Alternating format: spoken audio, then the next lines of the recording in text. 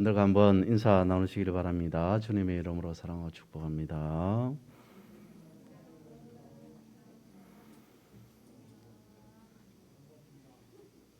여호와의 이름, 하나님의 이름이라는 제목으로 말씀을 드리고자 합니다. 출애굽기 20장, 신명기 5장에 보면 이렇게 기록하고 있어요. 너는 내 하나님 여호와의 이름을 망령되게 부르지 말라. 여호와는 그의 이름을 망령되게 부르는 자를 죄 없다 하지 아니하리라 라고 말씀을 하고 있습니다. 하나님의 이름을 망령되게 부르지 말라 라고 말씀을 하고 있는 것이 강조점이죠. 다른 것이 아니라 10계명 중에서 세 번째 계명에 해당하는 말씀입니다. 여기서 우리가 살펴볼 것은 하나님의 이름을 망령되게 부르지 말라라고 하는 말씀에서 망령이 무엇인가라고 하는 것입니다. 그것은 공허, 허무, 헛것이라고 하는 뜻을 가지고 있습니다. 하나님의 이름을 공허하게 부르지 말라, 하나님의 이름을 허무하게 부르지 말라라고 말씀하고 있습니다. 이것을 주님께서는 이렇게 말씀을 하셨습니다. 회칠한 무덤이라고 말씀을 하신 거죠. 하나님의 이름을 함부로 부르고 망령되게 부르고 허무하게 부른다는 것은 이런 것이지 않겠습니까? 겉으로는 하나님의 사람인 척하지만 정작 그의 내면을 바라보면, 그의 말과 행동을 바라보면 전혀 그렇지 않은 모습, 그것이 하나님의 이름을 망령되게 부르는 자는 아니겠습니까? 그런데 여러분, 이것을 한번 생각해 보죠. 하나님을 망령되게 부르지 말라라고 하는 것도 아니고 하나님의 이름을 망령되게 부르지 말라라고 하는 이유가 있겠습니까? 왜 그랬었을까요? 당연히 우리가 생각할 때는 하나님이시기 때문에, 하나님의 이름이시기 때문에, 거룩하신 분이기 때문에 함부로 우리가 성경의 이름과 같이 망령되게 허무하게 불러서는 안 되겠다 라고 하는 생각이 듭니다. 그런데 그 외에 다른 어떤 특별한 이유, 다른 특별한 뜻은 없겠습니까? 이를 예수님의 이름에서 한번 찾아보겠습니다. 초대교회 당시 예수님의 이름을 어떻게 저들은 초대교회는 인식하고 있었을까요? 먼저 첫 번째 요한복음 14장 14절에서 이렇게 말씀을 하고 있습니다. 내 이름으로 무엇이든지 내게 구하면 내가 행하리라 라고 말씀을 하고 있어요. 다시 말씀을 드려봅니다. 내 이름으로 무엇이든지 우리가 기도하면 실천하시는 분은 누구시라고요? 그것을 응답해 주시는 분은 누구시라고요? 내가 행하리라. 내 이름으로 무엇이든지 구하면 내가 행할 것이다 라고 말씀을 하고 있고요. 골로새서 3장 17절에서도 이와 같이 말씀을 하고 있습니다. 또 무엇을 하든지 말에나 일에나 다 주 예수의 이름으로 하고 라고 기록하고 있어요. 무엇을 하든지 예수의 이름으로 하라 라고 말씀을 합니다. 다시 말씀을 드려봅니다.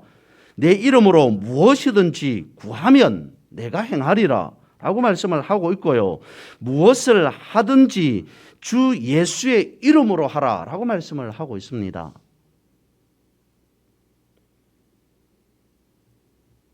이것에 대한 키를 마가복음 9장 38절에서 한번 찾아봅니다.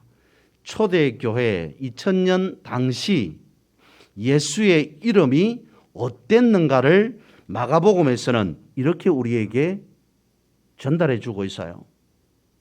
마가복음 9장 38절입니다. 요한이 예수께 여짜오되 선생님, 우리를 따르지 않는 어떤 자가 주의 이름으로 귀신을 내쫓는 것을 우리가 보고 우리를 따르지 아니함으로 금하였나이다. 어떤 의미인지 어떤 상황인지 여러분 짐작이 가십니까? 요한이 예수님의 제자입니다. 예수께 여짜오되 예수님께 어떤 하나의 사건을 일을 말씀드리고 있어요. 보고하고 있어요. 여짜오되라고 되어 있습니다만 선생님, 우리를 따르지 않는 어떤 자가 무엇을 했다고요? 주의 이름으로 귀신을 내쫓는 것을 우리가 보고 그것을 하지 말라고 금하였습니다.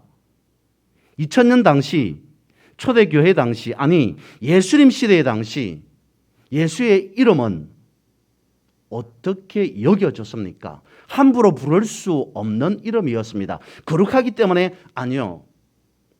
유대인들이 살아가는 세상 속에서 예수의 이름을 부른다는 것은 목숨을 내놓아야 되는 상황이었습니다. 그런데 마가복음 9장 38절에서는 어떻게 말하냐면 예수님의 제자인 우리가 라고 말하는 것이 아니라 우리를 따르지 않는 어떤 자가 어떻게 했다고요? 주님의 이름으로 귀신을 내쫓았다는 것을 우리가 보았습니다. 우리가 목격했습니다. 예수의 이름으로 예수님의 제자가 아닌 예수님을 어쩌면 알지도 못하고 예수님에 대해서 들어보지 못하고 예수님을 믿지 않는 어떤 자가 예수님의 이름으로 귀신을 쫓아내더라 라고 말하고 있어요. 예수의 이름이 예수님 시대에 어떻게 인식되었는가를 보여주는 한 단면이기도 합니다. 그리고 다시 구약의 하나님의 이름으로 돌아가 보면 시편 124편 8절에서는요. 우리의 도움은 천지를 지으신 여호와의 이름에 있도다 라고 고백하고 있습니다. 여러분, 출애굽기 신명기에 있는 10계명 세 번째 계명을 말씀을 드렸습니다. 신약 시대에 예수님 시대에 2000년 전에 예수님의 이름이 어떻게 인식되었는가를 잠시 말씀을 드렸습니다. 그리고 다시 시편으로 돌아왔습니다. 구약에서 시편 124편 8절에서 뭐라고 말하고 있냐면 우리의 도움은 천지를 지으신 여호와의 이름에 있도다. 우리의 도움은 하나님의 이름에 있습니다 라고 이야기를 합니다. 여기에서 말하는 도움이라고 하는 원어는 에제르입니다. 에제르라고 하는 것은 에즈라, 우리가 잘 아는 에스라라고 하는 그 뜻을 가지고 있는 말이죠. 에제르가 도움인데요. 도움 내지는 에제르라고 하는 것은 도움 내지는 원조라고 하는 뜻을 가지고 있습니다. 도움이라고 하면 여러분 머리에 떠오르는 게 있습니까? 도움은 신약으로 넘어오면 파라클레토스라고 부르게 되죠.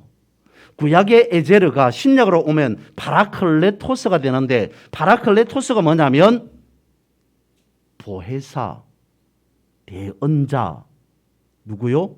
성령이라고 부르는 것이 파라클레토스요, 에제르라고 하는 것이죠. 그러면 다시 말씀을 봅니다. 시편 124편 8절에서 말하고 있는 우리의 도움이라고 하는 것은 구체적으로 도움이라고 하는 그 단어의 의미를 뜻을 가지고 생각해 보면 무엇이 되냐면 우리의 도움은이 아니라 우리의 원조는 우리의 성령은 무엇이라고요? 하나님의 이름입니다 라고 하는 뜻이 되잖아요.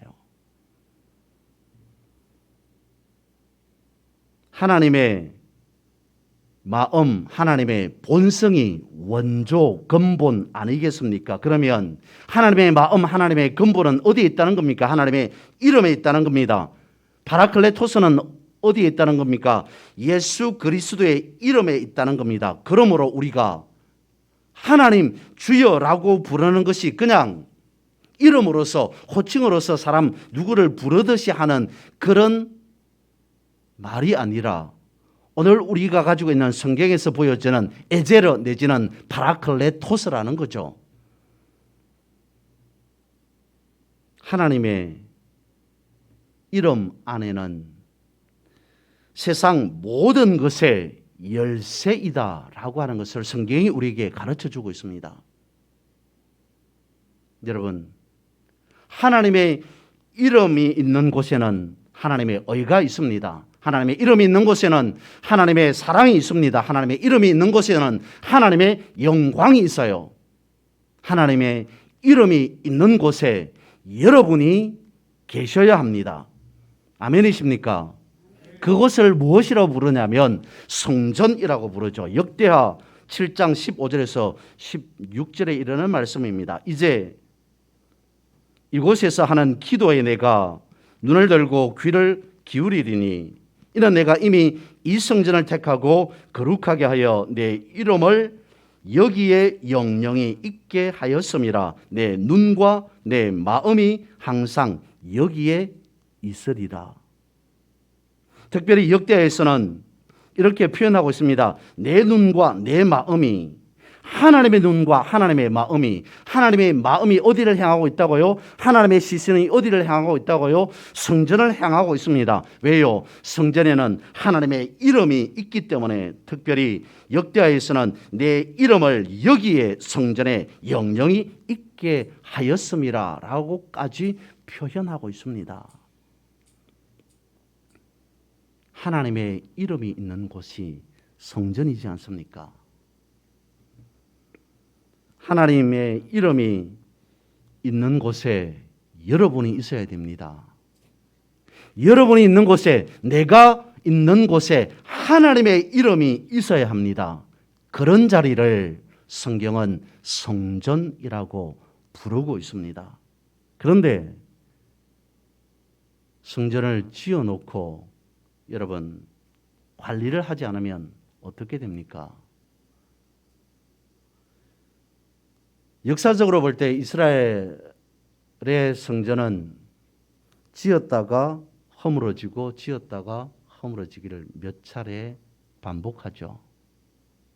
왜 그렇습니까? 이스라엘 백성들의 잘못, 이스라엘 백성들의 죄악 때문이었습니다. 그래서 성전을 이스라엘 백성들이 제대로 관리하지 못해서 성전을 허물어뜨리게 만드는 그러한 단초가 되었던 거죠. 집을 짓고 집을 관리하지 않으면 폐가가 되죠. 흉물이 되어버립니다. 집은 관리를 잘 해야 됩니다. 성전을 관리한다는 것은 단순히 청소를 한다는 의미가 아닙니다. 마음과 뜻과 정성을 다하여서 지켜내야 한다는 것이죠. 그것의 예를 성경에서 찾아봅니다. 조금 전에 에제르라고 하는 에스라라고 하는 이름을 말씀을 드렸습니다마는 에스라에 있는 말씀은 성전 재건에 대한 말씀이고요. 느헤미야서는 성벽 재건에 대한 말씀으로 기록되어 있습니다.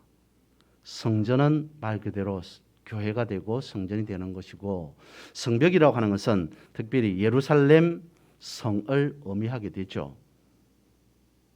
에스라서에서, 느헤미야서에서 성전을 재건하고 성벽을 재건하였다는 1차적인 이유는, 문제는 어디에 있습니까? 성벽이 무너졌다는 거죠.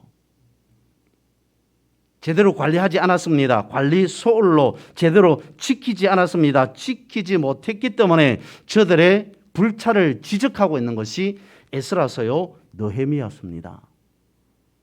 그래서 에스라, 느헤미야를 통하여서 성전과 성벽을, 예루살렘 성을 지키려고 하였던 거죠. 왜요? 나라도 없는 상황 가운데에서 성전과 예루살렘 성을 재건한다는 것은 어떤 의미가 있겠습니까? 구분한다는 거죠. 구별한다는 겁니다. 성전 안과 성전 바깥을 구분한다는 거예요. 예루살렘 성과 예루살렘 성 밖의 세상을 구분하기 위한 것입니다. 다시 말씀을 드리면 성전을 재건한다, 성벽을 재건한다는 것은 신앙을 회복한다는 뜻을 가지고 있지 않습니까?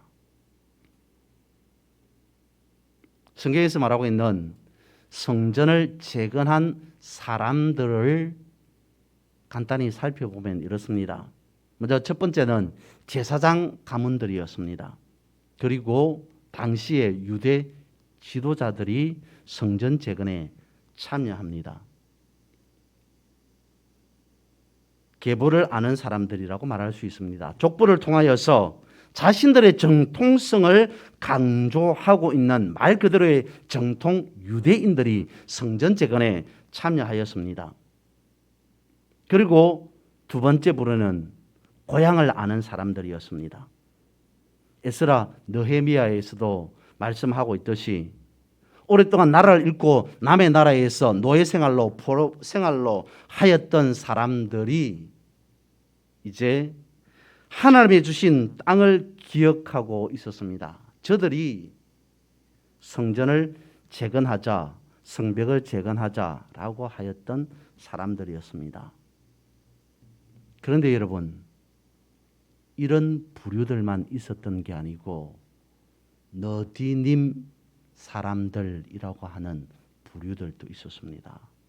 어떤 사람들이냐면 간단하게 말씀을 드리면 막노동꾼들이 너디님 사람들입니다. 정통 이스라엘 백성 유대인들이 아닙니다. 직업으로 구분되었던 시절에 저들은 종이었고 하인이었습니다. 그런데도 성전 재건에 참여한 이유는 이것입니다.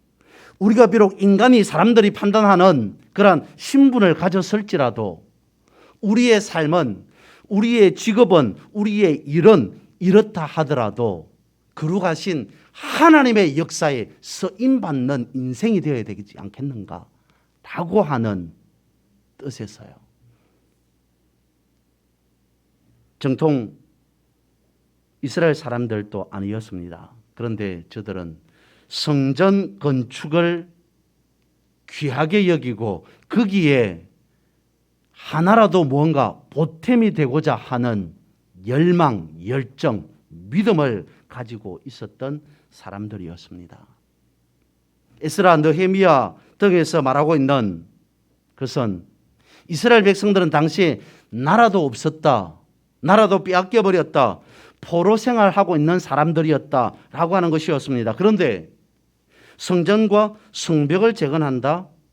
그것의 중심은 어디에 있다고요? 왜 저들은 나라를 되찾기 운동을 하는 것이 아니라 성전 되찾기, 성벽 재건하기에 힘썼을까요? 하나님 찾기라는 거죠.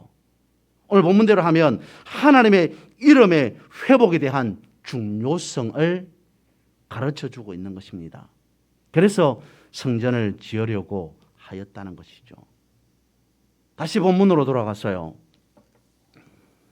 16절 말씀에 그렇게 말씀하고 있습니다. 내 이름을 둘 만한 집을 건축하기 위하여. 물론 이때 당시에는 지금 상황과 다르게 성전을 볼 수 없는 시대였습니다.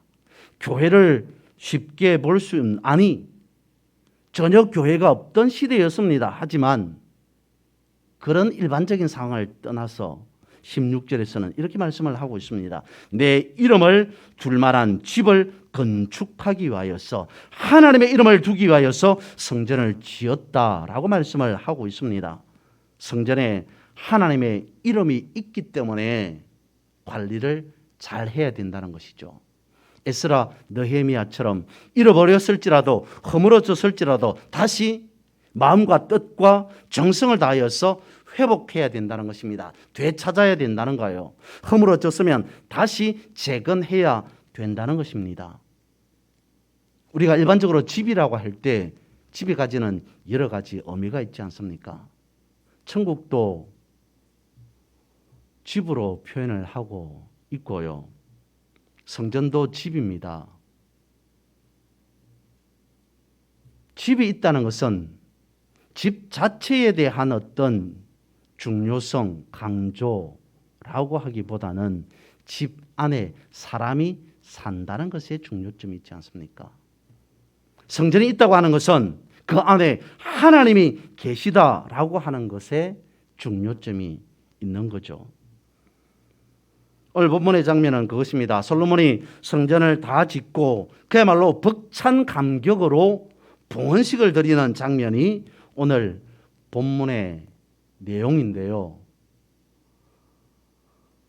봉헌식의 이유를 이렇게 설명하고 있습니다. 먼저 13절 말씀을 제가 읽어드립니다. 내가 참으로 주를 위하여 계실 성전을 건축하여 사오니 주께서 영원히 계실 처소로소이다 라고 하면서 16절에 내가 내 백성 이스라엘을 애굽에서 인도하여 낸 날부터 내 이름을 둘 만한 집을 건축하기 위하여 17절 내 아버지 다윗이 이스라엘의 하나님 여호와의 이름을 위하여 성전을 건축할 마음이 있었더니 18절 여호와께서 내 아버지 다윗에게 이르시되 내가 내 이름을 위하여 성전을 건축할 마음이 있으니 19절 그러나 너는 그 성전을 건축하지 못할 것이요 내 몸에서 낳을 내 아들 그가 내 이름을 위하여 성전을 건축하리라.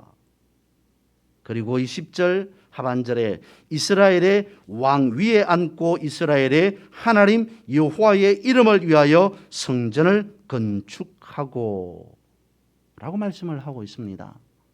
솔로몬이 성전 봉헌식을 하면서 성전을 봉헌한 이유를 이와 같이 계속적으로 거듭 본문에서 반복하고 있습니다.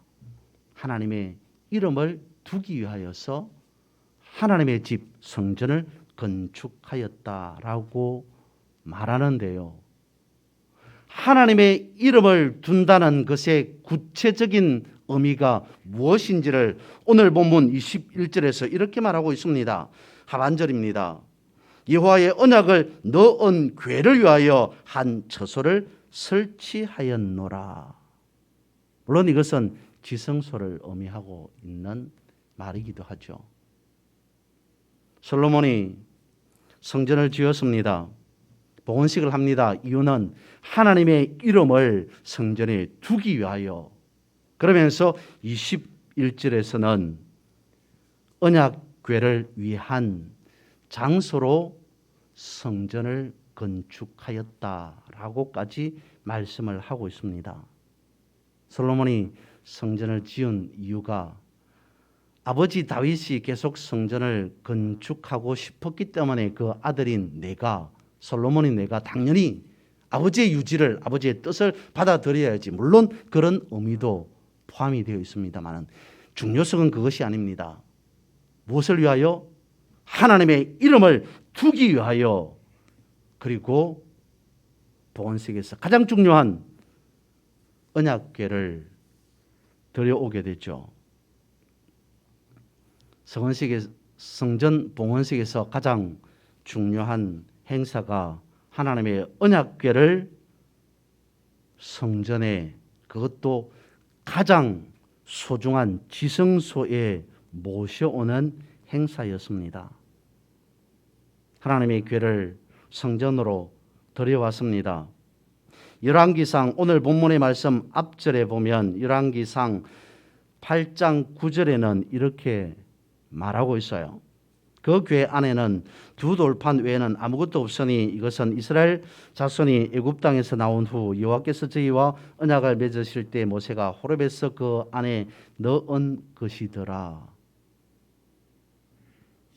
본문 앞쪽에 열왕기상 8장 9절에서는 하나님의 언약궤 안에 두 돌판만 있었다라고 기록하고 있습니다. 거기에는 예전에는 오멜이든 항아리가 있었고요.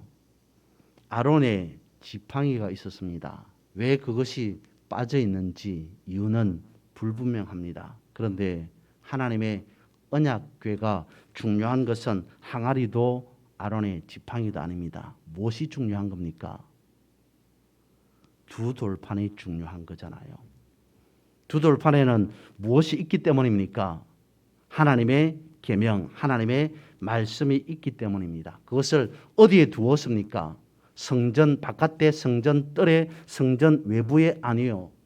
성전 안에, 그것도 가장 중요시 여기는 지성소에 두었습니다.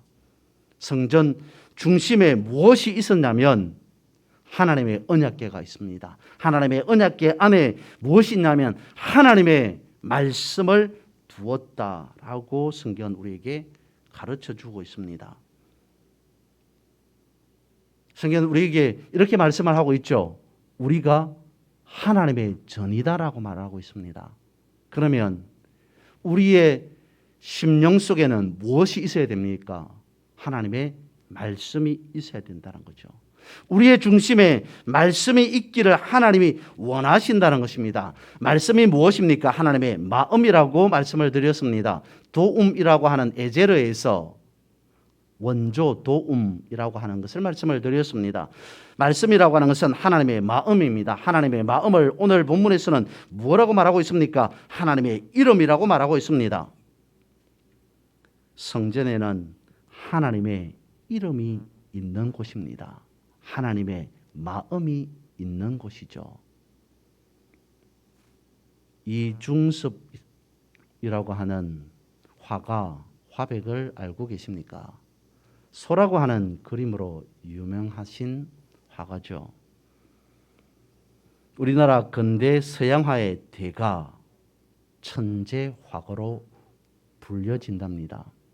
이분이 무명 시절에 아주 친한 친구 한 명이 있었는데 수술로 병원에 입원을 하였답니다. 아주 각별한 친구이기 때문에 한 친구가 병원에 수술을 하고 입원을 했으면 찾아가는 것이 당연하지 않겠습니까? 그런데 몇 날 며칠이 돼도 이중섭이라고 하는 화가가 찾아오지 않더랍니다. 수술한 친구의 입장에서는 섭섭하죠. 그렇게 막역한 사이인데, 친한 사이인데 왜 내가 수술해서 병원에 입원했는데 한 번도 찾아오지 않는가 섭섭해 할 수밖에 없습니다. 며칠이 지난 뒤에 이중섭 화백이 화가가 병원에 찾아왔는데 그림 하나를 들고 왔더랍니다. 그러면서 그림을 내미는데 그 그림에는 복숭아 그림이 그려져 있었더라는 거죠. 겸연쩍게 아주 미안한 마음으로 이중섭 화백이 친구에게 그러더랍니다. 친구야, 내가 진작 와봐야 되는데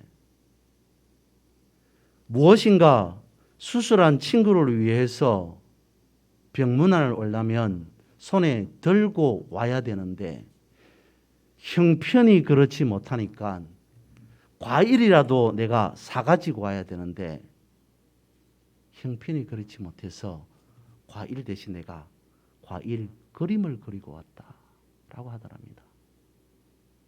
친구가 수술을 했습니다. 병원에 입원했습니다. 마음으로는 바로 찾아가 보고 싶었는데 그렇지 못한 이유는 친구를 위해서 과일은 못 사가고 좋아하는 복숭아 그림이라도 그려서 줘야 되겠다라고 하는 뜻에서 그림을 그리는데 며칠이 걸리더라는 거죠. 그 친구가 복숭아 그림을 받아들고 어떻게 했겠습니까? 복숭아 하나 차마 사오지 못하고 그리고 자기가 할 수 있는 대신 복숭아 그림을 그려서 친구에게 병문안 수술하고 아파 있는 친구에게 복숭아 그림을 주더랍니다. 그 그림에 우리가 지금 생각해 봤을 때 그 그림을 받은 친구는 엄청나게 큰 부자가 되었겠구나. 그 그림의 값어치가 문제가 아니고요. 이중섭 화백이 얼마나 유명한가 유명하지 않은가, 그 복숭아 그림에 얼마나 값어치 있는가 아닌가, 그것이 중요한 게 아니고 무엇이 중요한 겁니까? 이중섭이라고 하는 한 사람이 다른 친구를 생각하는 마음 아니겠습니까? 솔로몬이 지은 성전이 그것입니다. 하나님의 이름을 둔다는 것은 단순히 하나님의 이름이라고 하는 그것에 중요성이 있는 것이 아니라 하나님의 마음이 있다. 성전의 지성소에 언약궤 안에 두 돌판에 새겨져 있는 하나님의 마음이 무엇인가 라고 하는 그것에 대한 중요점이 있다는 거죠. 구약시대 이스라엘 백성들은 하나님의 언약궤를 성전 지성소 안에 모셔두었습니다. 지성소 언약궤 안에는 하나님의 말씀이 계명으로 기록되어 있습니다. 세 번째 계명에 하나님의 이름을 망령되이 일컫지 말라, 부르지 말라라고 기록하고 있습니다. 우리는 성전입니다. 성전 안에는 하나님의 말씀이 있어야 됩니다. 성전 안에는 하나님의 이름이 있어야 됩니다. 하나님의 이름을 두시기 위하여서 성전을 건축하였다라고 기록하고 있습니다. 여러분의 심령에, 여러분의 삶에 하나님의 이름이 새겨져 있습니까? 하나님의 이름이 있는 곳이 어디입니까? 거기서 있어야 됩니다. 하나님의 이름이 있는 곳에 서 있다면 우리가 어떻게 되겠습니까? 흔들리지 않습니다. 하나님의 이름이 있는 굳건한 반석 위에 서십시오. 그것이 하나님의 이름으로 충만한 성전이 될 줄 믿습니다. 기도드리겠습니다.